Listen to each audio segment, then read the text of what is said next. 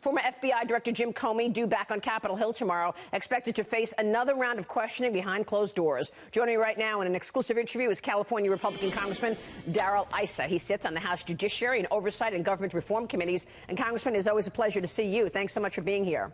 A real pleasure, Maria. And like you say, tomorrow is going to be a very different day for Comey, particularly in light of what we've learned the misconduct during the Flynn investigation was all about, thanks to a judge that demanded to understand what had happened. But, I mean, the last time he came before your committee, he said he didn't remember or didn't recall 245 times. How are you going to get him to be honest this time?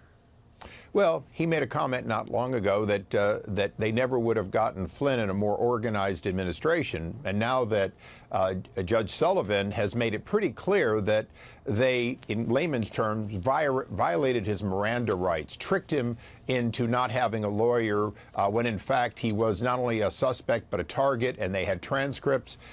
This kind of conduct we haven't seen in a long time. It is the reason that there was a Supreme Court decision on Miranda about informing rights, and I would not be surprised a bit that the conviction of Flynn is overturned because of the Justice Department and the FBI's misconduct, and that in fact we go potentially all the way to Supreme Court with new protections when the FBI and the Department of Justice lies to somebody and tricks them into making statements and then charges them with a lie that they entrapped them in. Yeah, we ran that soundbite earlier of Jim Comey saying that we would not have been able to get away with it if it were a more organized administration. It certainly did look like what the Wall Street Journal called entrapment. What else do you want to get from Jim Comey? When we followed your investigation all year and we know that there were abuses to the FISA court, do you think you could move that ball forward?